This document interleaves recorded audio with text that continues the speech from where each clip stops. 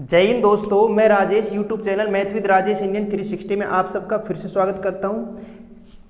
भाई हम सेशन जो आज का शुरू करने वाले हैं वो हमें पता ही है कि आरआरबी ग्रुप डी 28/9/2018 शिफ्ट 3 का पेपर हम कर रहे हैं। 49 तक हम सारे क्वेश्चन कर चुके हैं। आज हम 50 क्वेश्चन से अपनी सीरीज क्या करते हैं, अपने सेशन क्या करते हैं बेटा, शुरू करते हैं। ठीक है ना। हाँ, तो सेशन शुरू करने से पहले मैं आपसे फिर कह रहा हूँ कि पीडीएफ का लिंक आपको डिस्क्रिप्शन के नीचे मिल जाएगा। आपको डिस्क्रिप्शन नहीं मिल रहा, बाकी कल मैंने ग्रुप में व्हाट्सएप ग्रुप पर मैंने वो लिंक डाल दिया है, टेलीग्राम ग्रुप पर मैंने वो वीडियो डाल दिया है। टेलीग्राम आप ज्वाइन कर सकते हो, मैथ विद राजेश इंडियन 360 यही आप अगर सर्च करोगे तो आपको टेलीग्राम चैनल मिल जाएगा। ठीक है ना, उसे आप ज्वाइन कर लेना। क्लियर है नहीं है? ठीक है ना। हाँ भाई, क्लियर है। हाँ, तो वहाँ आपको लिंक मिल जाएगा। फिर भी नहीं मिल पा रहा है तो मैं आपसे कह रहा हूँ प्रत्येक वीडियो के नीचे एक डिस्क्रिप्शन मिलेगा आपको। डिस्क्रिप्शन, ये वीडियो जैसे ये वीडियो चल रही है हमारी, ये वीडियो चल रही है, इस वीडियो के जस्ट नीचे एक ऐसा साइन मिलेगा। जस्ट नीचे वीडियो जहाँ चल रही है, जहाँ खत्म होती है वीडियो है ना, जहाँ तक आपको चित्र दिखाई दे रहे हैं, वहाँ उसके जस्ट नीचे ऐसा एरो का साइन लगा नहीं मिलेगा। उस एरो के साइन पर आप जब क्लिक करोगे तो नीचे आपको डिस्क्रिप्शन खुल जाएगा और डिस्क्रिप्शन में आपको लिंक मिल जाएगा। आप उस लिंक पर क्लिक करोगे तो बेटा पीडीएफ फाइल आपको उपलब्ध हो जाएगी। ठीक है ना। तो जिसके पास बुक नहीं है वो उस लिंक को देख के क्वेश्चनों को देख सकता है। ठीक है ना, कि क्वेश्चन हमें यहाँ पे दिखा नहीं पा रहे आपको, क्लियर है नहीं है? ठीक है ना। बाकी मैं बोल तो रहा ही हूँ, क्वेश्चन वैसे कोई दिक्कत है नहीं, पर फिर भी जिसको प्रॉब्लम आ रही हो बाद में देख रहा हो क्वेश्चन को कुछ ऐसे वैसे, ठीक है, तो वो आप पीडीएफ लिंक आपको मिल जाएगी। फिर भी आपको प्रॉब्लम आ रही है तो कमेंट कर देना, मैं पर्सनली आपको लिंक दे दूंगा। ठीक है नहीं है? हाँ बोलो भाई, कोई दिक्कत है तो। ठीक है, तो बेटा सेशन को शुरू करें। 50वां क्वेश्चन देखिए आज का। देखो, सांद्रा और मयूरी एक साथ काम करते हुए एक कार्य को 45 दिनों में पूरा करते हैं। बेटा देखो, एक तो सांद्रा है, ठीक है, और एक क्या है, मयूरी है। क्या है बेटा? मयूरी। दोनों मिलकर एक काम को पूरा करते हैं कितने दिन में? 45 दिन में। मैं यहाँ लिख देता हूँ 45 दिन में पूरा काम को खत्म कर सकते हैं अगर दोनों करें तो। ठीक है ना, 45 दिन में काम क्या किया जा सकता है? खत्म किया जा सकता है सांद्रा और मयूरी के द्वारा। ठीक है ना, दोनों मिलकर काम करें शुरू से आखिरी तक। समझ में आ रहा है आपके क्वेश्चन? आगे पढ़ रहा हूं। तथापि मयूरी अकेले काम करती है तथा कार्य के 1/3 भाग को पूरा हो जाने पर चली जाती है। ठीक है ना, 1/3 भाग पूरा हो जाने पर कौन? मयूरी चली जाती है। कौन चली जाती है? मयूरी। ठीक है, मयूरी अकेले काम करती है। बेटा अब एक बात बताओ, देखो ये तो 45 दिन में काम हो रहा है, लेकिन वो काम है कितना वो हमें नहीं पता। समझ में आया नहीं आया? तो आप ऐसा कीजिए कि 45 है, 45 का कोई मल्टीपल है वो मान लीजिए, ऐसा मल्टीपल मानिए जिसमें कैलकुलेशन आसान हो। समझ में आया नहीं आया? तो जिसमें मान लूँ मैं एक एलसीएम मान लेता हूँ जिसमें 360 यानी 45 का क्या गुणज मान लो आप, 45 का गुणज मैंने 360 मान लिया, बाकी कुछ भी मान लेना, कोई फर्क नहीं पड़ता। समझ में आया नहीं आया? ठीक है ना। जैसे हमने मान लो मैं आपसे कह दूँ कि 45 का एलसीएम नहीं, अब यहाँ पे एक ही संख्या है, एलसीएम नहीं कह सकता, मैं पे गुणज कह दूँ। 45 का कोई गुणज ले लो आप, कोई भी गुणज ले लो। समझ में आया नहीं आया? वो थोड़ा सा एडजस्ट करना है आपको बस यहाँ पे। समझ में आया नहीं आया? तो अपन 360 मान लिया, इसका क्या गुणज ले लिया, 45 का गुणज 360 है। मतलब ये है कि 360 बता क्या रहा है बेटा? ये बता रहा है टोटल वर्क को। सही है नहीं है? पूरा काम कंप्लीट करना कितना है, तो बेटा पूरा काम करना है 360। कितना करना है? 360। ठीक है, आप 180 मान के देख लेना, वो करके देखना, सवाल को आप खुद करके देखना। समझ में आया ना? बैठ जाएगा। तो मैं आप ये कह रहा हूँ टोटल वर्क अपन ने 360 मान लिया। क्या मान लिया? 360 की 360 काम को अगर दोनों मिलकर करें तो कितने दिन में खत्म कर सकते हैं? 45 दिन में। सही है। जैसे जैसे लैंग्वेज पढ़ता जाऊंगा हम सवालों को करते जाएंगे। ठीक है, तो 45 दिन में इस 360 काम को पूरा कर सकते हैं कौन? सांद्रा और मयूरी। सही है। और स्पष्ट कह रहा है आपसे इस 360 काम में से मयूरी अकेले काम करना शुरू करती है और 1/3 भाग को काम करके चली जाती है। 1/3 भाग काम करके चली जाती है। तो इसका 1/3 निकालोगे तो तुम बताओ 360 का 1/3 निकालो बेटा, तो 1/3, 3 से काटो। ठीक है, 3 एकम 3, 3 दूनी 6, 120। तो मैं यहाँ पे लिख सकता हूँ 120 काम कौन कर जाएगी? मयूरी कर जाएगी, नहीं कर जाएगी? बताओ बेटा, बोलो यहाँ तक किसी को प्रॉब्लम है तो। सही है नहीं है? तो 1/3 काम कौन करके चली गई? मयूरी। तो तुम बताओ शेष काम कितना बचा? 2/3 बचा।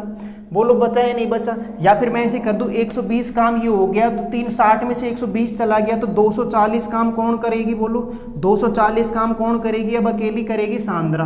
कौन करेगी, सांद्रा। ये सांद्रा का काम हो जाएगा अकेले का, सही है ना। बोलो सांद्रा में ऐसे लिख दो बेटा ऐसे, ठीक है। और ये किसका काम है, मयूरी का। बोलो समझ में आया नहीं आया, यहाँ तक क्लियर है क्या, ठीक है। चाहे आप यहीं लिख लो, ये मयूरी काम करके चली जाएगी और ये किसका काम है, सांद्रा का। बताओ भाई कोई दिक्कत है तो बोलो, सही है ना। तो 360 काम टोटल वर्क है। अगर 360 काम को टोटल वर्क को दोनों मिलकर करते हैं 45 दिन में खत्म करते हैं, लेकिन काम को 1/3 भाग को, टोटल काम के 1/3 भाग को मयूरी करके जाती है तो 1/3 भाग बनता है 120। तो 120 काम को करके चली गई कौन, मयूरी, ठीक है। वो सांद्रा के लिए छोड़ गई शेष काम। अब सांद्रा के लिए शेष काम बचा कितना है, 240। 120 हटा दो 360 में से, 240 काम बचा। यहां तक सही है क्या, ठीक है भाई। आगे क्वेश्चन पढ़ते हैं। हाँ, मयूरी अकेले काम करती है तथा कार्य के 1/3 भाग को पूरा करके चली जाती है और फिर सांद्रा शेष कार्य को स्वयं ही पूरा करती है। मतलब शेष कार्य 240 बचा है ना, स्वयं पूरा करती है। परिणाम स्वरूप दोनों 104 दिनों में कार्य को पूरा कर पाते हैं। कितने दिनों में कार्य को पूरा कर पाते हैं, 104 दिनों में दोनों, सही है ना। 1/3 काम को ये करके चली गई, बाकी 2/3 को ये काम करेगी। 240 काम को, 120 काम को ये, 240 काम को ये। तो जो टोटल समय लगा है, इसको पूरा करने में, इस तरह करने में वो 104 दिन का लगा है। कितने दिन का लगा है, 104, क्योंकि अकेले काम कर रही है, साथ तो कर नहीं रही। तो 104 दिन लगे दोनों को। दोनों कितने लगे, 104 दिन, ठीक है भाई। आगे पढ़ो। आगे कह रहा है यदि मयूरी ने उससे अधिक तेजी से काम किया, यदि मयूरी ने उससे अधिक तेजी से काम किया तो सांद्रा अकेले कितने दिनों में कार्य को पूरा कर पाएगी। तो मयूरी अधिक तेजी से काम करती है तो सांद्रा ने कितना समय, मतलब सांद्रा कितना समय लेगी, सही है नहीं है, कितनी तेजी से काम करेगी, क्लियर है ना। तो देखो ये तो निश्चित है कि एक क्या है, बोलो बेटा मयूरी है, एक क्या है, सांद्रा है। तो मयूरी तेजी से काम कर रही है, सही है नहीं है। मयूरी की स्पीड क्या है, अच्छी है, किसकी अपेक्षा, सांद्रा की अपेक्षा। बोलो समझ में आया नहीं सवाल, अकॉर्डिंग टू क्वेश्चन, समझ में आया ना। अब भाई यही तो चक्कर है कि यहाँ पे आपको ये नहीं दे रखा कि कितनी तेज काम करती है, समझ में आया नहीं है। तो बेटे ये आपको मानना पड़ेगा, क्या करना पड़ेगा, मानना पड़ेगा आपको। कैसे कि मयूरी सांद्रा बराबर तो काम करती नहीं, बोलो बराबर तो काम करती नहीं। जैसे 4 काम ये करती है, 4 ये करती है, ऐसा तो है नहीं। बराबर काम करती तो तुम्हें पता है दिनों की संख्या बराबर होती, यानी कैपेसिटी समान नहीं है दोनों की, सही है ना। कि भाई 1 घंटे में 4 काम करती है, ये भी 4 करती है, कैपेसिटी अलग अलग है। तो अलग अलग है, वो आपको पता है कैपेसिटी ज्यादा किसकी है, मयूरी की है। तो देखो कुछ ऐसा एडजस्ट करो जिससे कि मयूरी का काम तो ज्यादा है और सांद्रा का काम क्या है बेटा, कम आए। बोलो समझ में आया नहीं आया, सही है ना। हाँ, तो जैसे तुम 4 करते तो बराबर होता। मैं अगर ऐसे करूँ कि ये 5 है, ये 3 है, तो बोलो बेटा, बोलो समझ में आया नहीं आया, सही है ना, नहीं आया क्या। मयूरी की कैपेसिटी 5 मान लो, सांद्रा की कैपेसिटी कितनी मान लो भाई, 3 मान लो। कोई दिक्कत है तो बोलो, है क्या भाई, नहीं है ना, नहीं आया। बराबर थोड़ी मान सकते हैं भाई, आपने मान ला टोटल 8 मान लिया, तो 8 को तुम 4 में तो तोड़ नहीं सकते, 4 को तोड़ नहीं सकते, क्योंकि बराबर कैपेसिटी हो नहीं सकती, क्योंकि सवाल के अकॉर्डिंग मयूरी तेज काम कर रही है। तो इसको 1 एक्स्ट्रा दे दो, इसको 1 कम दे दो, इसको इधर दे दो 1 काम। तो ये 5 है तो 3 काम नहीं करेगा क्या, ये चीज समझ में आई नहीं है। ये बेटे कैपेसिटी हो जाएगी, ये क्षमता हो जाएगी कि मयूरी 1 दिन में काम कितना करती है। मयूरी 1 दिन में काम करती है बेटा 5 काम और सांद्रा 1 दिन में करती है 3 काम, सही है ना। अब आप देख लो आपके सवाल को कि आप एक चीज बताओ, अगर मयूरी 1 दिन में काम करती है 5 तो 120 काम में कितने दिन लेगी, 5 का भाग दे दो, 5 दूनी 10, 5 चौके 20, 24 दिन लेगी। कितने दिन लेगी, 24 दिन। और अगर सांद्रा की बात करें तो सांद्रा, तुम बताओ, सांद्रा को 240 काम करना है और 1 काम को पूरा करने में बोलो कितना दिन लेती है, कितना दिन लेती है, यानी कैपेसिटी क्या है, 1 दिन में कितना काम करती है, 3 काम। तो बोलो 240 काम को पूरा करने में 80 दिन नहीं लेगी क्या, 80 दिन, 3 8 24, 80 दिन। समझ में आया नहीं आया, 80 दिन ये हो गए, 24 ये हो गए, तो तुम बताओ टोटल 104 दिन नहीं आ गए क्या, बताओ समझ में आया नहीं आया, 104 दिन। यानी जो आपने माना है वो बिल्कुल सही है, कैलकुलेशन आपको यही थोड़ी सी एडजस्ट करनी है। समझ में आया नहीं आया, बताइए भैया आप एक बार, समझ में आया ना, ठीक है ना, बोलो आ गया ना, ठीक है भाई। अब बताओ आपसे निकलवा क्या रहा था, आपसे कह क्या रहा है, अब आप देख लो यहाँ पे हमारा कैपेसिटी का पता लग गया है कि मयूरी 5 काम करेगी, सांद्रा 3 काम करेगी एक दिन में। आपसे कह ये रहा है कि सांद्रा अकेले कितने दिनों में कार्य को पूरा कर सकती है, तो तुम बताओ ना, सांद्रा अकेले पूरा काम करवाना है, अगर मान लो सांद्रा से पूरा काम करवाना है अकेले, सांद्रा से अकेले पूरा काम करवाना है, अकेले पूरा काम करवाना है तो समय कितना लेगी, तो बोलो सांद्रा अकेले 360 काम को पूरा करेगी, सही है नहीं है, 360 काम पूरा करवाना है, टोटल वर्क 360 है, तो 360 को पूरा करवाना है। सांद्रा है जो एक दिन में 3 ही काम करती है, 3 काम करती है तो 3 का दे दो क्या भाग, एक दिन में 3 काम करेगी तो कितने दिन बनेंगे भाई, 3 एकम 3, 3 दूनी 6 और 0 120 दिन, कितने दिन, 120 दिन, यही आंसर है। तो सांद्रा अकेले 120 दिन में काम को पूरा खत्म कर देगी, यही हमारा आंसर है इस क्वेश्चन का। इससे बेस्ट तरीका आपके पास कुछ नहीं हो सकता, आप ये मान के चलना भाई। समझ में आया नहीं आया, ठीक है ना। एक बार मैं दोबारा रिवीजन करा देता हूँ, रिपीट करा देता हूँ, आपको कहीं दिक्कत नहीं है जिससे, सही है। अगर हमसे मयूरी का पूछता तो बेटा 5 का भाग दे दो, यहाँ पे मयूरी पूरे काम को कितने दिन में अकेले पूरा करेगी, अकेले अगर मयूरी करे तो कितना दिन लेगी, तो 360 में 5 का भाग दे दो, क्योंकि टोटल वर्क 360 है और मयूरी एक दिन में 5 काम करती है, तो 5 7 35, 5 दूनी 10। बोलो समझ में आया नहीं आया, बोलो 72 दिन लेगी, कितने दिन लेगी, 72। समझ में आया नहीं आया, और ये 120 दिन ले रही है। आ रहा है नहीं आ रहा भाई, आप समझ रहे हो ना मैं क्या कह रहा हूँ। एक बार आप स्क्रीनशॉट ले लीजिए इसका, ठीक है, फिर मैं आपको इसको दोबारा से बताता हूँ, ठीक है। इतना नहीं है जैसा आप समझ रहे हो, देखो भाई दोबारा उतार लिया क्या आपने, स्क्रीनशॉट ले लीजिए बेटा, उतार नहीं रहे हो तो, ठीक है ना। हाँ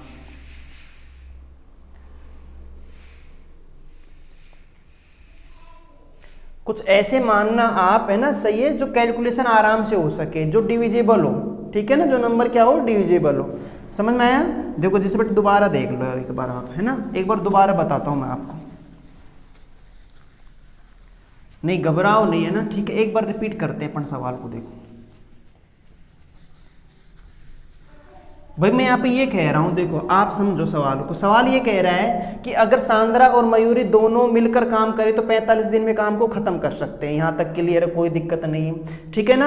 अब आगे लैंग्वेज ये कह रहा है कि मयूरी अकेले काम करती है, 1/3 काम करके चली जाती है, बाकी काम कौन करना पड़ता है, बाकी काम करना पड़ता है सांद्रा को। किसको करना पड़ता है, सांद्रा को। जब वो ऐसे काम करती हैं तो उनको 104 दिन लगते हैं काम को खत्म करने में। समझ में आया नहीं आया। और मयूरी की कैपेसिटी ज्यादा है किससे, सांद्रा से। समझ में आया।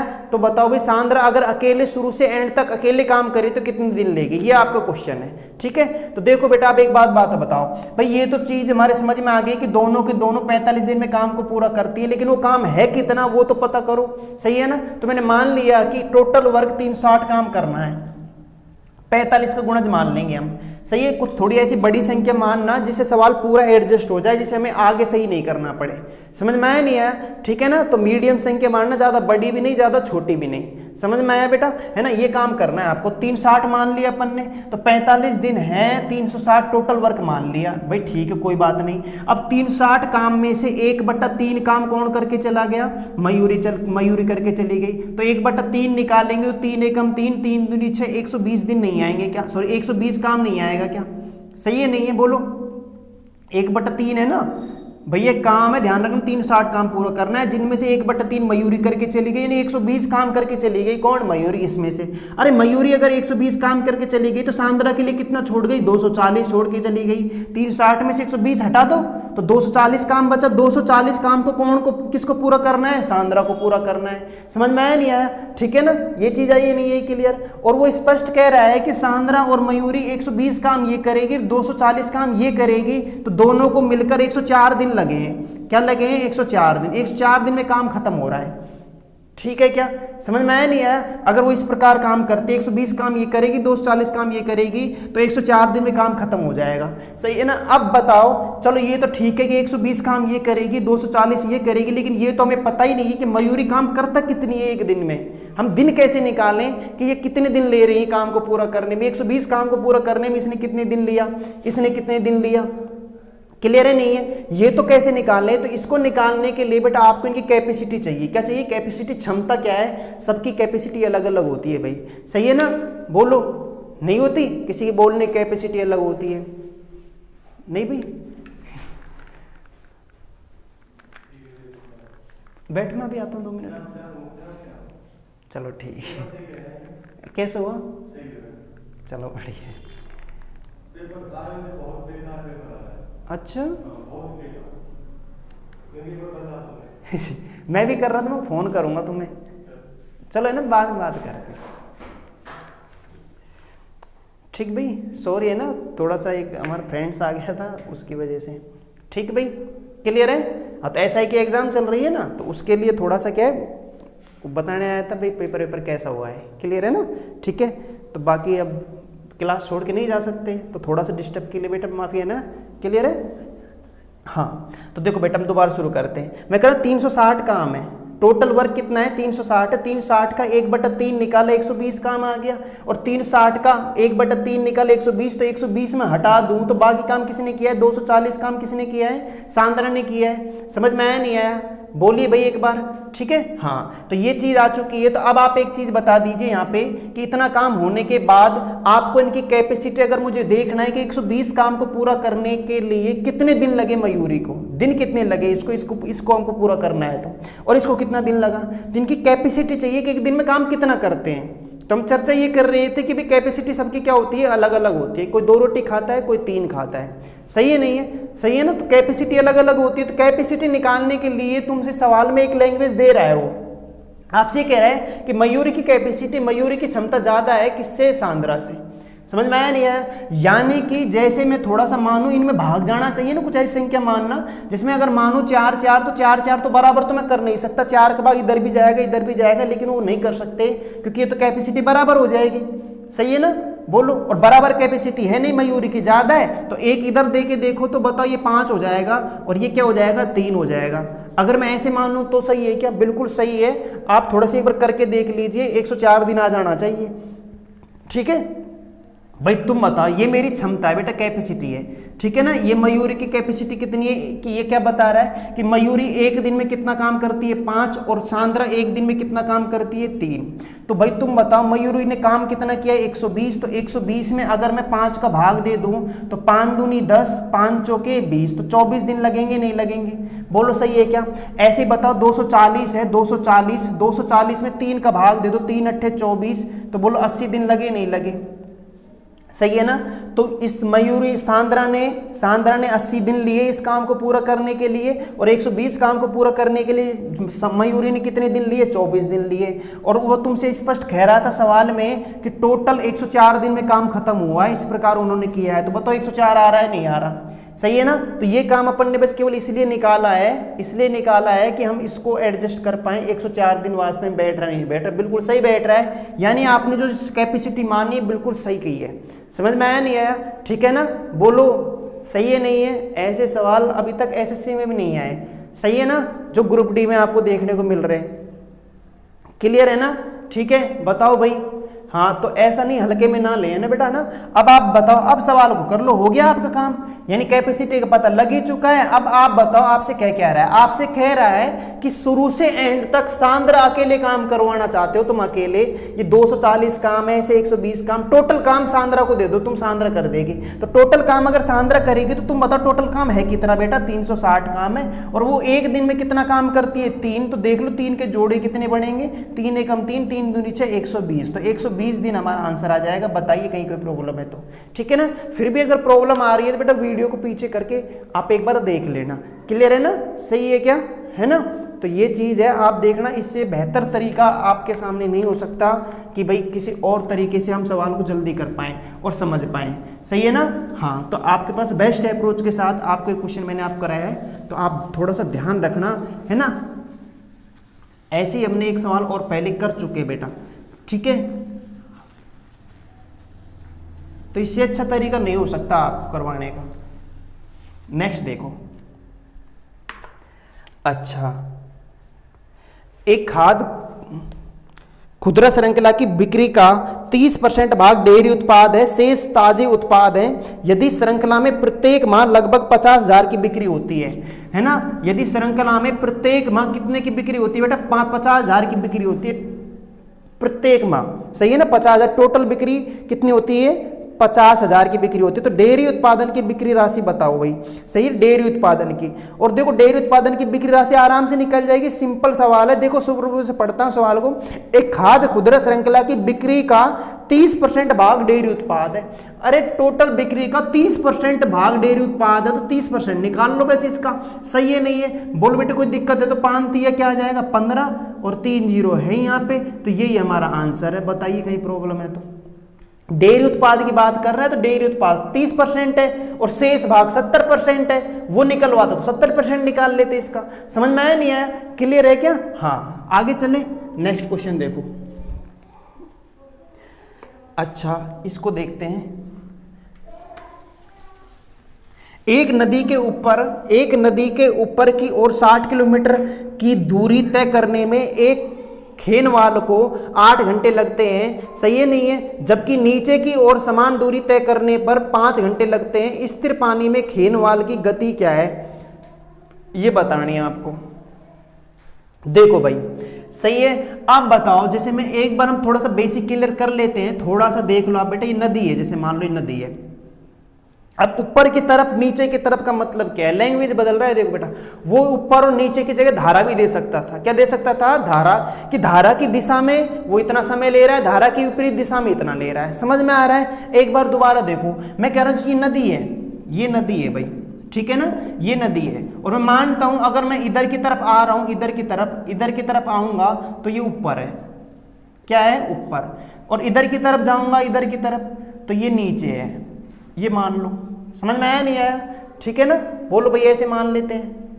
नहीं आया बोलो, ठीक है ना। हाँ अच्छा, मैं इस ऊपर नीचे को ऐसे भी कह सकता हूं, तुम थोड़ा ऐसे भी समझ सकते हो कि ऊपर का मतलब ये है कि धारा बह रही है बेटा इधर, यूं धारा इधर बह रही है और तुम धारा के विपरीत आ रहे हो।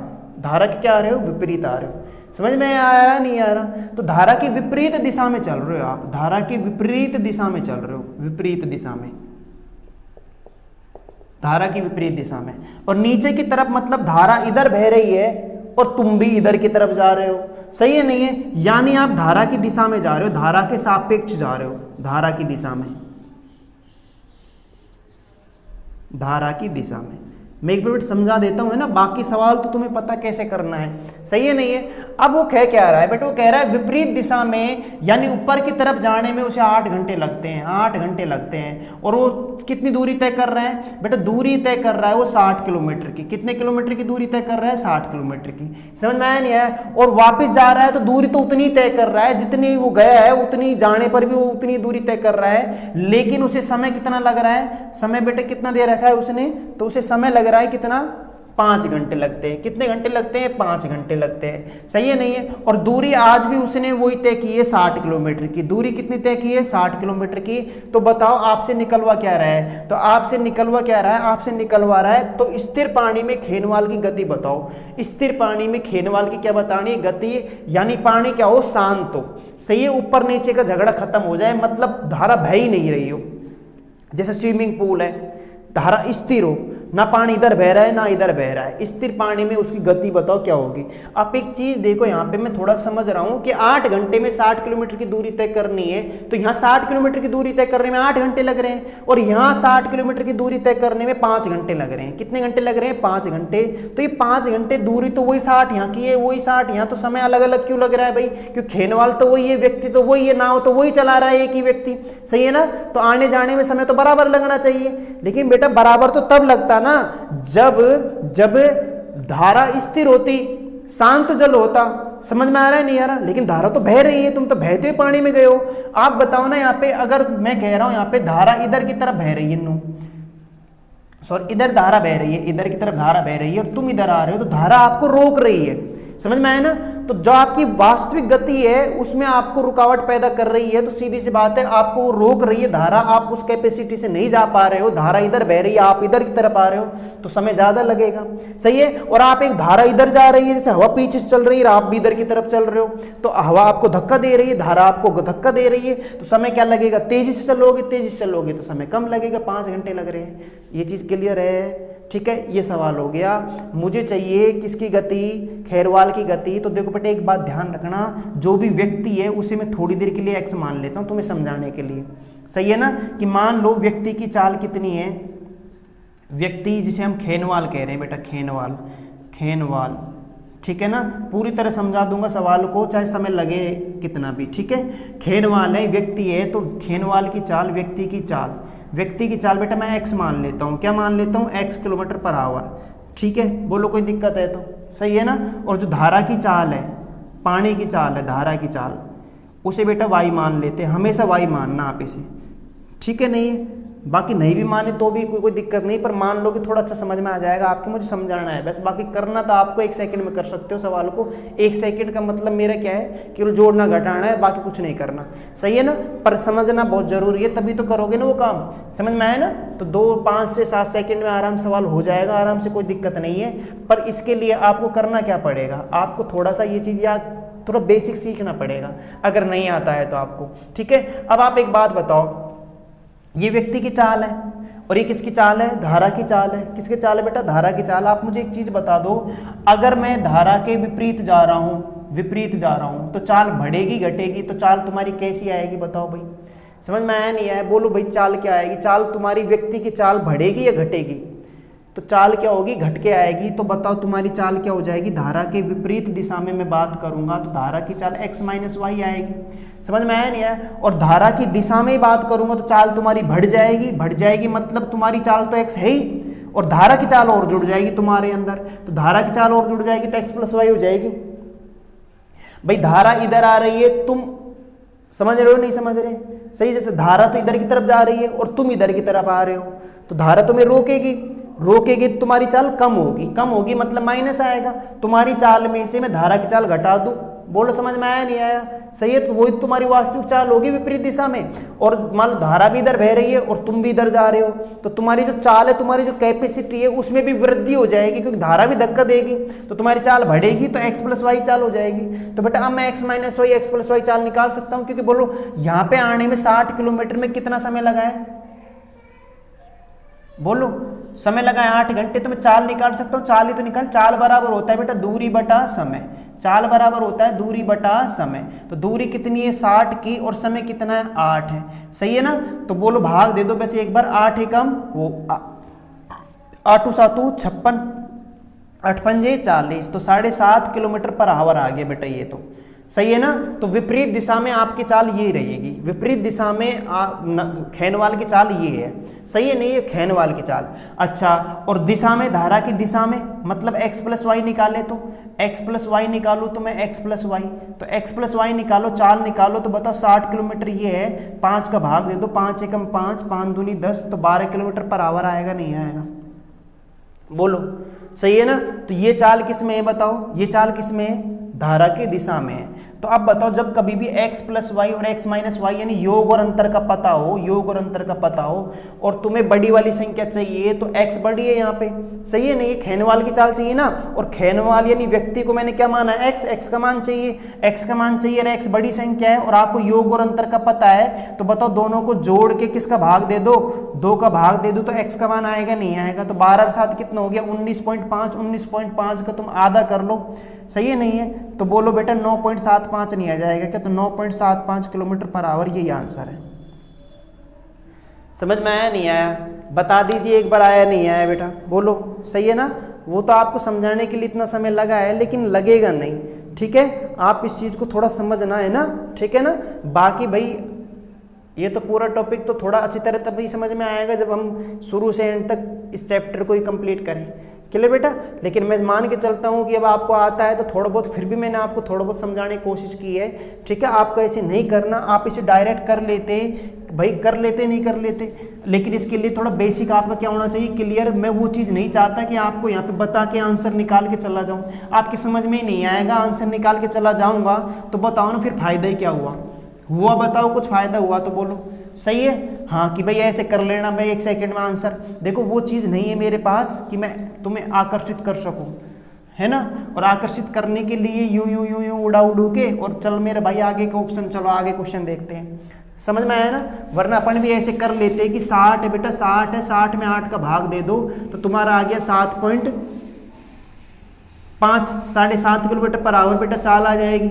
समझ में आया नहीं आया, ये चीज़ आप कर लोगे, लेकिन इसके लिए आपको बताओ समय तो चाहिए ना, एक्स माइनस समझ में तो आना चाहिए, है क्या, सही है। एक्स माइनस वाई है क्या, ऐसे एक्स प्लस वाई निकालूंगा तो तुम बताओ ना, तुम इसे ऐसे तो करने वाले हो 60 में, अब तुम्हें पता समय लग रहा है 5 घंटे, तो 5 का भाग दे दो तो 12 किलोमीटर पर आवर आ गई, सही है। आपको चाहिए खेनवाल की चाल, तो खेनवाल की चाल यानी एक्स का मान चाहिए, तो दोनों को जोड़ के 2 का भाग दे दो, तो दोनों को जोड़ कर मैं 2 का भाग दूंगा तो बोलो हमारा आ क्या जाएगा 9.75 किलोमीटर पर आवर, यही आंसर है हमारा, सही है ना। और y का मान चाहिए तो दोनों को घटा के 12 में से 7.5 घटा के 2 का क्या दे देंगे भाग, तो किसका मान आ जाएगा y का, किसका आ जाएगा बेटा y का, बोलो क्लियर है क्या, ठीक है ना। हाँ तो थोड़ा सा आप पहले पीछे वापस करके देख लेना, अगर ये x plus y x minus y आपके समझ में नहीं आए तो, ठीक है। आप तो इतना ध्यान रखना कि कोई व्यक्ति है उसकी चाल कब बढ़ सकती है, जब पीछे से कोई धक्का मारे, तो पीछे से धक्का मारेगा चाल बढ़ेगी, चाल बढ़ेगी तो तुम्हारी चाल हो क्या जाएगी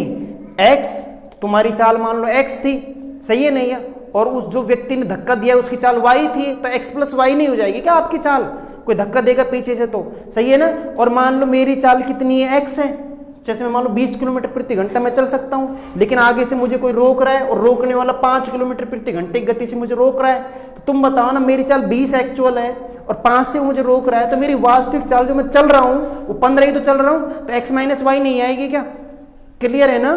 तो समझ में आया नहीं आया, तो एक्स वाई तो केवल समझने के लिए, बाकी आप अपने माइंड से कर सकते हो। नेक्स्ट चलिए क्या आगे चलते हैं, ठीक है। आप कहोगे भाई गुरुजी ने बहुत टाइम ले लिया इसमें, अच्छा इस क्वेश्चन को देखो बेटा, है ना, एक बिंदु के निर्देशांक, ये कोऑर्डिनेट ज्योमेट्री का क्वेश्चन आ गया आपका, निर्देशांक ज्यामिति, समझ में आया नहीं आया, देख लो आप पढ़ते हो नहीं, है ना। हाँ हम क्या है थोड़ा सा एडवांस मैथ पर ध्यान कम दे रहे हैं आजकल, ठीक है। तो बेटा आपको करना नहीं है, आप क्वेश्चन नहीं छोड़ना है, आपसे मैं फिर कह रहा हूँ इन क्वेश्चनों को करोगे तो आपके क्या है, अपन उम्मीद कर सकते हैं कि आपका नॉर्मलाइजेशन होगा, उसमें हमारे नंबर भी एक्स्ट्रा काउंट होंगे, सही है ना, नंबर भी अच्छे जुड़ेंगे, समझ में आ रहा है नहीं आ रहा, सही है, बढ़ेंगे, क्लियर है ना। तो एक कारण ये भी होते हैं, विशेष ध्यान रखना आप, ठीक है। हाँ हमें तो पॉजिटिव सोच लेके चलनी है, ये कहो गुरुजी नहीं आप तो वैसे ही बता रहे हो, पता नहीं क्या सिस्टम है नंबर पढ़ने का, बेटा वो तो कुछ भी हो, हमें उससे कोई मतलब नहीं है, लेकिन एक कारण ये होता है,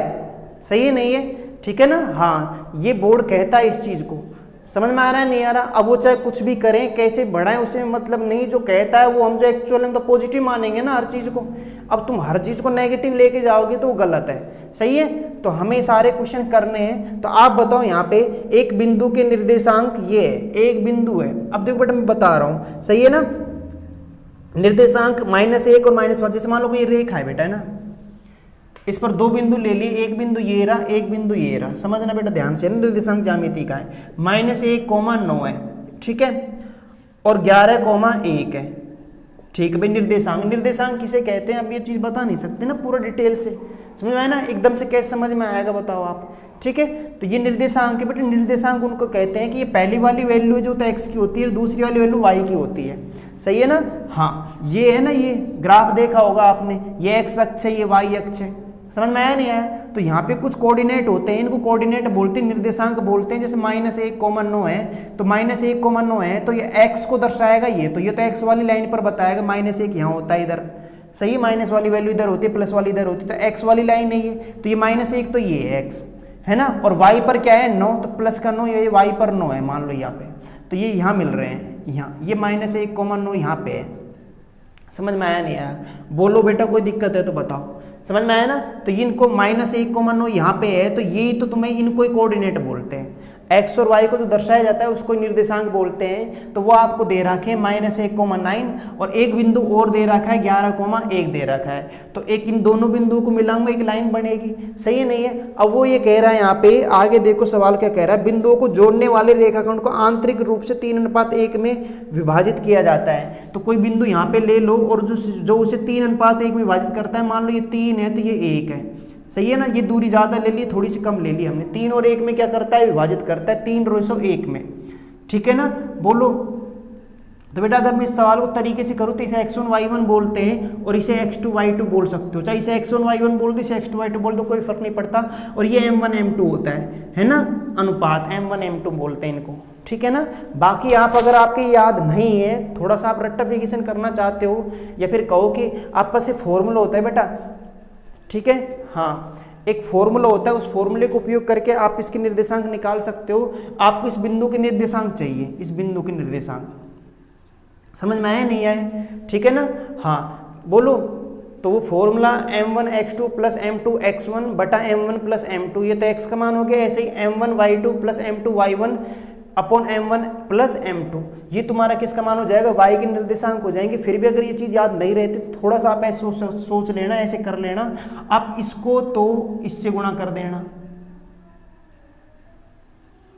आ रहा है नहीं आ रहा, बोलो सही है ना। और इसको इससे गुणा कर देना, उल्टा सीधा चले जाना। इसके पहला वाला मान है, इससे मत गुणा करना, इससे करना है ना। और इस वाले को इससे मत करना, इससे करना। ये चीज़ समझ में आ रही नहीं आ रही, ठीक है। हाँ बोलो तो तुम बताओ, यहाँ पे -1 को मैं 1 से गुणा करूँ, -1 आ गया, प्लस करना है। फिर अब 11 को 3 से करो, 11 3 33। बोलो समझ में आया नहीं आया, ठीक है। बटे में आएगा m1 plus m2, m1 plus m2 मतलब अनुपातों के योग का भाग देना बेटा आपको। 3 और 1 4, ये समझ में आया नहीं आया, मैं लिख देता हूँ फिर भी आपको।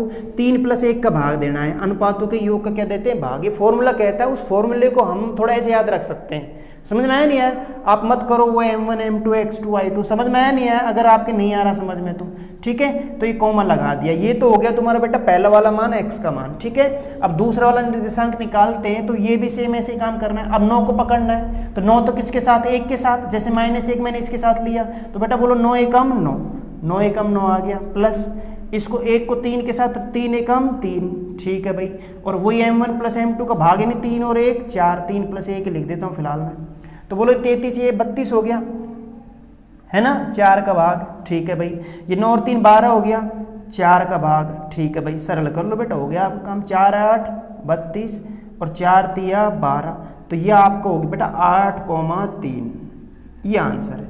बहुत सीधा सवाल है, बहुत सीधा सवाल है, कोई कैलकुलेशन नहीं है, कुछ नहीं है, सही है नहीं है। कुछ सेकंडों में आप सवाल कर लोगे, तो यही तो है एडवांस मैथ का। समझ में आया ना, आपको टाइम भी बचाएगा, नंबर भी दे के देगा, सारे काम करेगा। ये बताओ क्वेश्चन का क्वेश्चन हो गया। नॉर्मलाइजेशन में तुम्हें पता ही, हमें पता है आर्ट्स वाले बच्चे थोड़ा कम रुचि लेते हैं इन चीज़ों पे, ठीक है ना, सही है नहीं है। तो लेकिन बेटा रुचि धीरे धीरे लो इन पे, है ना, ठीक है। ये आपके लिए सही रहेगा, ऐसी कोई चीज़ नहीं है जो आप नहीं कर सकते, सही है। हाँ तो आप थोड़ा सा एक बार मेहनत तो करो, और आप पहले ही हार मान लोगे तो बताओ कैसे मंजिल हमें मिलेगी। क्लियर है ना। हाँ तो बोलो कोई दिक्कत है तो आप वो याद नहीं रख सकते, तो बेटा आप इसको थोड़ा सा ऐसे कर लेना, -1 को 1 से और इसको इससे। तो इसको इससे नहीं करना है, पहले वाले को इससे और इसको इससे। पहले को मैंने ले लिया, फिर दूसरे वाले करूँगा तो वही प्रक्रिया करनी जो मैंने पहले वाले से की है, ठीक है ना। और इनके योग का भाग देना, जो भी यहाँ रेशो आएगा उसके योग का क्या दोगे, भाग दोगे। क्लियर है क्या यहाँ तक, ठीक है। तो 8,3 बेटा पर क्या हो जाएगा, आंसर हो जाएगा, ठीक है ना। हाँ तो बेटा ये कोऑर्डिनेट ज्योमेट्री का हमारा क्या है, एक क्वेश्चन था, वो आपके समझ में आ गया होगा। अच्छे क्वेश्चन आ रहे हैं ना, सही है नहीं है। हाँ बाकी इतना टाइम लग नहीं रहा है, तुम समझ रहे हो, बेसिक क्वेश्चन है सारे के सारे। लेकिन आपको हो सकता है आपके टच में ना हो तो थोड़ा सा ऐसा अजीब सा लग रहा हो आपको, ठीक है। अच्छा नेक्स्ट क्वेश्चन देखते हैं। देखो ये क्वेश्चन है, ये रीजनिंग का क्वेश्चन आ गया यहाँ पे बेटा। बिंदु ए से शुरू करके x उत्तर की ओर 15 किलोमीटर की दूरी तय करता है। ये लो भाई 15 किलोमीटर की दूरी तय करता है, यहाँ ले लेता हूँ मैं, ठीक है। ये 15 किलोमीटर की दूरी मान लो, ये 15 किलोमीटर की दूरी हो गई उत्तर की ओर, सही है ना। x यहाँ x कोई व्यक्ति है जो 15 किलोमीटर की दूरी उत्तर ऊपर ही तो होगा, ठीक है, यहाँ तक सही है। आगे पढ़ते जाओ, सवाल करते जाएंगे। बी तक पहुंचने पर, तो ये ए है ना, बिंदु ए से, ये बिंदु ए है, बिंदु ए से चला उत्तर की तरफ और बी बिंदु पर पहुंच गया। कहाँ पहुंच गया? बी बिंदु पर। ठीक है भाई, बी बिंदु मान लिया हमने इसे, ये 15 किलोमीटर, जहां से वह बाईं ओर मुड़ जाता है। अब बी से बाईं ओर मुड़ेगा तो बाईं ओर तो इधर होगा, ऐसे जाऊंगा तो बायां हाथ इधर है ना, तो इधर घूमेंगे। और वो कितना किलोमीटर चलता है? बाईं ओर मुड़ जाता है और सी तक पहुंचने में 10 किलोमीटर चलता है, तो ये 10 किलोमीटर हो गया। ये है सी बिंदु है, कोई क्या बिंदु है? सी। तो सी तक पहुंचने में 10 किलोमीटर चला वो बाईं ओर मुड़कर। फिर कह रहा है फिर वह दाईं ओर मुड़ता है, तो दायां मतलब बेटा फिर ऊपर हो जाएगा, बोलो दायां क्या हो जाएगा? ऊपर। और कितने किलोमीटर चलता है? सही है ना। और डी तक पहुंचने में 10 किलोमीटर चलता है, 10 किलोमीटर चलता है। और वही अब यहाँ पे कोई बिंदु डी है, डी तक पहुंच गया, यहाँ तक सही है। आगे देख लो आप, तथा आखिर में वह दाईं ओर मुड़ता है और ई तक पहुंचने में 30 किलोमीटर चलता है। अब 30 किलोमीटर तो यहाँ आ जाएगा, मान लो यहाँ तक 30 किलोमीटर हो गई, और ये बिंदु ई है और यहाँ पे ये हो गया 30 किलोमीटर, दाईं ओर मुड़ गया वापस, तो दाईं ओर फिर इधर हो गया। दाईं ओर का मतलब हो जाएगा बेटा घड़ी की दिशा में, घड़ी जैसे चलती है ऐसे। हमेशा घूमने के लिए 90 डिग्री के कोण पर घूमोगे। कितने डिग्री कोण पर घूमोगे? 90 पर। और दाईं ओर का मतलब ऐसे होगा और बाईं ओर का मतलब ऐसे होगा, घड़ी की विपरीत दिशा में, बस ऐसे घुमा करो। दायां बाएं का मतलब ये समझ लो आप, तो समझ में आया नहीं आया? तो यहां तक आ गया है। तो आपसे पूछ कह रहा है, आपसे कह रहा है शुरुआती और समापन बिंदु के बीच सबसे छोटी दूरी बताओ। तो देखो सबसे छोटी दूरी तो शुरुआती बिंदु तो ये है, प्रारंभिक बिंदु तो ये है हमारा, प्रारंभिक बिंदु तो भैया ये है, बोलो है नहीं है? और अंतिम बिंदु हमारा ये है, अंतिम बिंदु, अंतिम बिंदु, बोलो है नहीं है? ठीक है ना। तो ये वाली डिस्टेंस हमें चाहिए, ये तो बोलो नहीं चाहिए? तो सबसे छोटी दूरी तो यही होगी ना बेटा, यही तो होगी सबसे छोटी दूरी, तो ये दूरी हमें चाहिए, ये वाली डिस्टेंस। ठीक है। अब ये दूरी निकालने के लिए आप एक चीज बनाओ, पहले तो ट्रायंगल बनाने की सोचो। तुम बताओ यहाँ पे, ये तो बताइए अगर मैं इसको ऐसे सीधा मिला दूं, इसको हम सीधा मिला दें इसको, तो तुम बताओ ये 10 है, यहाँ से यहाँ तक 10 है, तो ये भी 10 हो जाएगी। बोलो होगी नहीं होगी? 10 किलोमीटर, समझ में आया ना? तो बोलो टोटल, ये टोटल डिस्टेंस कितनी हो जाएगी? 15 10 कितना हो जाएगा? 25। बोलो 25 होगा नहीं होगा? और ये निकाल लेंगे टोटल कितनी है? 30 है और ये 10 है, 30 में से 10 घटा दे तो ये 20 हो जाएगी नहीं हो जाएगी? तो 20 तो ये हो गई, 20 किलोमीटर तो ये हो गई, और ये वाली डिस्टेंस कितनी हो जाएगी? 25 हो जाएगी। ये डिस्टेंस कितनी हो जाएगी? 25। बोलो बेटा सारी की सारी 25 नहीं हो जाएगी क्या? समझ में आया ना कि 15 तो ये और 10 ये, तो टोटल 25 हो जाएगी ना। मुझे ये चाहिए ना, तो पूरा त्रिभुज बनाना पड़ेगा ना। तो बेटा त्रिभुज आपका कुछ ऐसा बन गया, ऐसा सही है नहीं है? तो ये तो 20 आ रहा है, 20 किलोमीटर, ठीक है। और ये कितना आ रहा है बताओ? 25 किलोमीटर। कितना आ रहा है? 25 किलोमीटर। और आपको ये चाहिए ये वाली डिस्टेंस, तो तुम बताइए 90 डिग्री नहीं है क्या? सही है। तो समकोण त्रिभुज नहीं बन गया, समकोण त्रिभुज बन गया तो ये आधार मान लो, इसे लंब मान लो, ये कर्ण होगा ही होगा, कर्ण। अब ये कैसे निकाले? अब 20 25 पाइथागोरस थ्योरम तो नहीं बन रही है, पाइथागोरस थ्योरम से ही करेंगे। हमें ट्रिक तो याद है नहीं, क्योंकि ऐसा बनता नहीं है कुल, सही है ना। तो पूरी कंप्लीट वैल्यू नहीं निकलेगी। तो तुम बताइए कैसे करते हो? कर्ण निकालना है, कर्ण है, ये लंबा आधार है, तो कर्ण स्क्वायर बराबर क्या होता है बेटा? कर्ण स्क्वायर बराबर होता है लंब स्क्वायर प्लस आधार स्क्वायर, सही है ना। तो अब बताओ लंब क्या है? लंब 25 मान लो, चाहिए मान लो, कोई फर्क नहीं पड़ता उससे। तो लंब 25 का स्क्वायर कर लिया, और आधार बोलो 20, तो 20 के स्क्वायर कर लिया। और ये स्क्वायर हटाऊंगा यहाँ से, क्योंकि मुझे स्क्वायर का मान थोड़ी चाहिए, कर्ण चाहिए, तो स्क्वायर हटाऊंगा तो ये रूट आएगा। ये हो गया आपका, सही है ना। अब आपको पता है इसको जोड़ा जाड़ी मत करना बेटा, पूरा रूट नहीं निकलेगा, समझ में आया नहीं है? क्योंकि पूरा रूट निकलता तो मैं इसी निकाल लेता ना, वो हमें पाइथागोरस ट्रिक याद होती, तो ऐसा बनता ही नहीं है, सही है नहीं है। तो आप ऐसा करो, यहाँ पे कुछ कॉमन आ रहा है, कॉमन ही ले लो बेटा, 5 का स्क्वायर ले लो कॉमन, 5 का स्क्वायर कॉमन लो, बोलो भाई यहाँ पे, सही है नहीं है? बोलो 5 का स्क्वायर कॉमन लो ना, ले लो, है ना। तो यहाँ से क्या बनेगा? 5 25, नहीं आ रहा समझ में? बोलो, है ना। और यहाँ से क्या आएगा? 5 चौके 20, ये आ गया। मैंने कॉमन ले लिया तो मैं ऐसे लिख सकता हूँ क्या? अब 5 के स्क्वायर से रूट हटी जाएगी, 5 आ गया। 5 का स्क्वायर कितना हो गया? 25, 4 का 16 हो गया, 25 और 16 कितना हो गया? 41, ठीक है। यही हमारा आंसर है, किलोमीटर। समझ में आया नहीं आया? मतलब कॉमन लेके आप है ना, एक तो स्क्वायर करके जोड़ के फिर उसके फैक्टर करके फिर निकाल लो भाई, समझ में आया नहीं आया? ठीक है ना। तो देख लेते हैं, ऑप्शन है बेटा, ऑप्शन है आपका बी ऑप्शन है, 5√41। बोलो कोई दिक्कत है? तो मैं यहाँ पे ये कह रहा हूँ, या तो आप ऐसे ही कर लीजिए, है ना, और नहीं कर रहे भैया, आपके समझ में नहीं आ रहा ये, तो आप फिर ऐसे करोगे। 25 का वर्ग कितना हो गया बताओ भाई बेटा? 625 हो गया। 20 का कितना हो गया? 400 हो गया। ऐसे करोगे क्या? बोलो समझ में आया? अब बेटा यहाँ कॉमन ले लेना, वहाँ समझ में नहीं आया तो 25 कॉमन यहाँ से ले सकता हूँ मैं, 25 रूट 25 कॉमन लोगे ना तो रूट 25 कॉमन लूँगा तो रूट 25 से 25 कॉमन लूँगा तो रूट 25 कॉमन ले लिया मान लो, तो 25 का भाग दो यहाँ पे, 25 25 625 होता है तो यहाँ 25 आ जाएगा, 25 का भाग दो यहाँ पे, 25 से कम 25, बोलो 30 में 150 हो गया, 15 आया ना, 40 में से 25 गया 15, जीरो उतारेंगे 150 हो गया, और 25 की 150, ये आया नहीं आया बताओ? बोलो समझ में आया? 25 और 16 कितना हो गया 41, रूट के अंदर ही है, और 25 का रूट कितना आ गया 5, ऐसे कर लो। ऐसे भी नहीं करो, 625 और 400 को जोड़ूंगा कितना आ जाएगा 1025 आ जाएगा, 1025 के रूट ले लें, गुणनखंड कर लेंगे, गुणनखंड कर करे दो दो के जोड़े बनाएंगे, जो दो के जोड़े में बनेगा वो तो बाहर आ जाएगा, बाकी संख्या अंदर रह जाएंगी, क्या रह जाएंगी अंदर। क्लियर है क्या? बोलो कर लोगे ना? कर लोगे भाई? ये चीज़ समझ में आई नहीं आई बताओ भाई? समझ में आया ना? कैसे कर लेना, इतनी कैलकुलेशन आप कर लोगे, मान के चलता हूँ आप पे हो जाएंगे, कोई दिक्कत कहीं पे है नहीं। बोल बेटा है ना? सही है? कोई दिक्कत है तो बताओ भाई एक बार, नहीं है ना? हाँ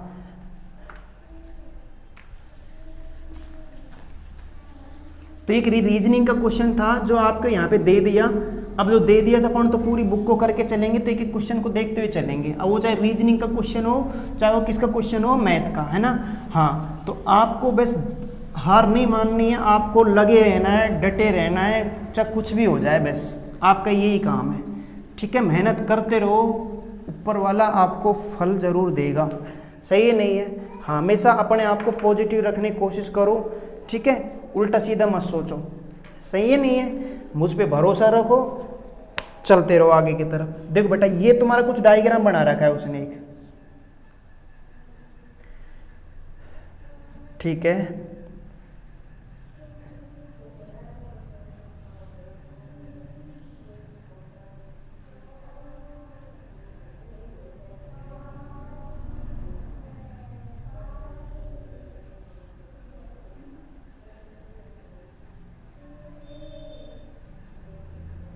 इसमें बेटा त्रिभुज काउंट कर रहे हैं। क्या काउंट कर रहे हैं? त्रिभुज।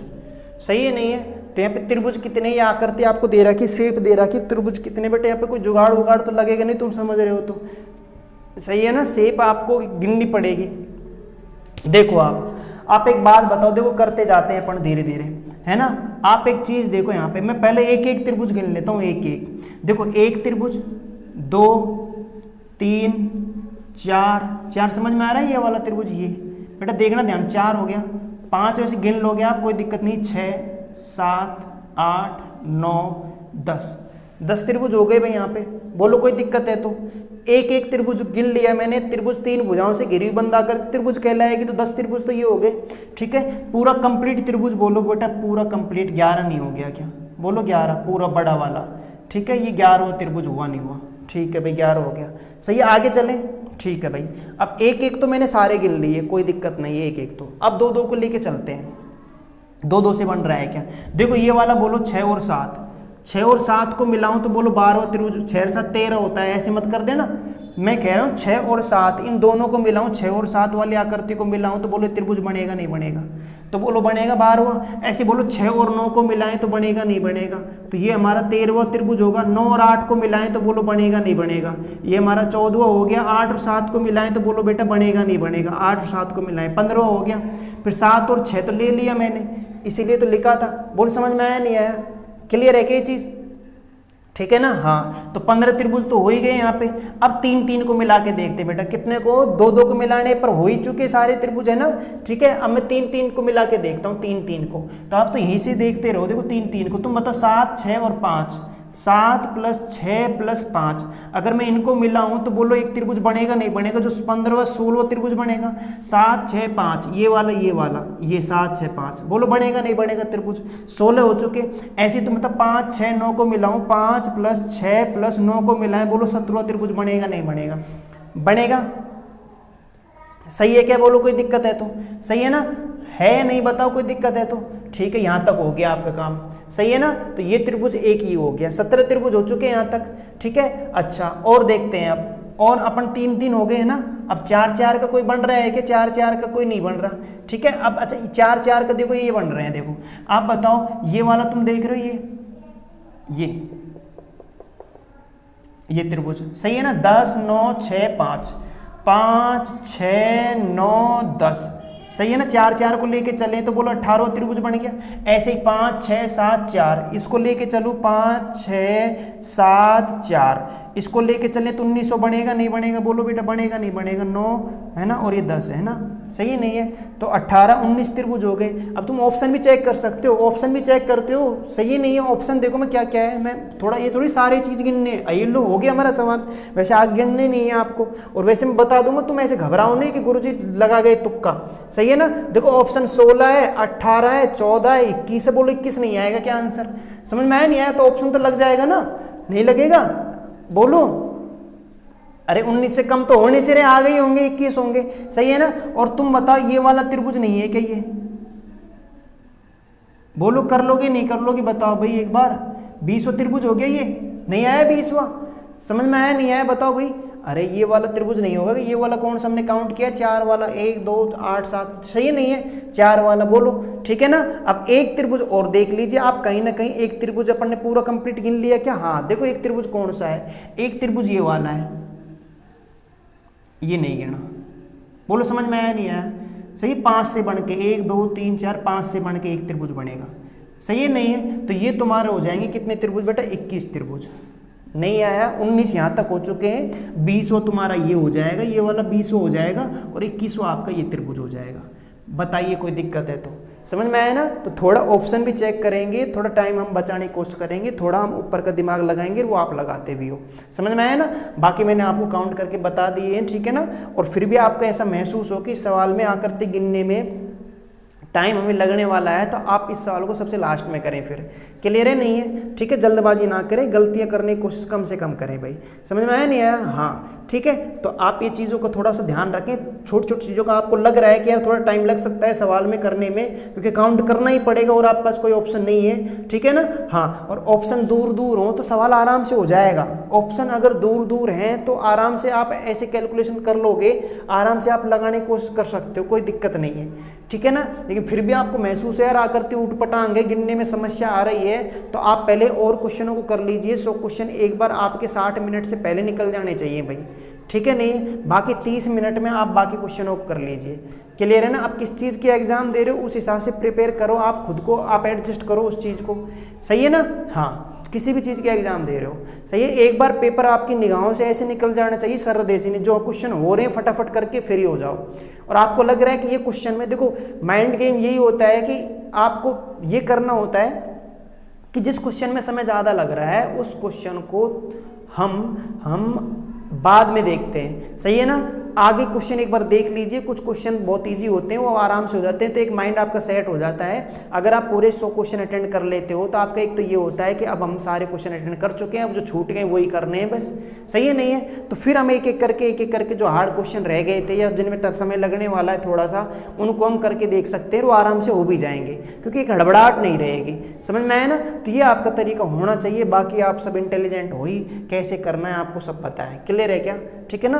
तो बहुत बेटा आज का सेशन इतना है ना, सही है ना। आज का सेशन आपको कैसा लगा कमेंट्स बॉक्स में जरूर लिखें, ठीक है। धीरे धीरे मैं आपको ऐसे ही आगे तक कंटिन्यू, हम हमारी इस चीज़ को कंटिन्यू रखेंगे। आरआरबी ग्रुप डी के पेपरों को, फिर ये होने के बाद एनटीपीसी के पेपर मैं आपको कराऊंगा, है ना। फिर धीरे हम एसएससी के पेपर भी चलेंगे, ठीक है। तो एसएससी सीजीएल प्री मैन के क्वेश्चन 10+2 के, है ना, प्रीवियस ईयर के क्वेश्चन मैं आपको ऐसे ही कराता रहूँगा। आप क्लियर है क्या? ठीक है। और हमारी ऑफलाइन क्लासेस चालू हैं, अगर कोई आना चाहे तो आ सकता है, ठीक है बेटा। तो थैंक यू, धन्यवाद, जय हिंद दोस्तों, है ना बेटा, ठीक है, ओके।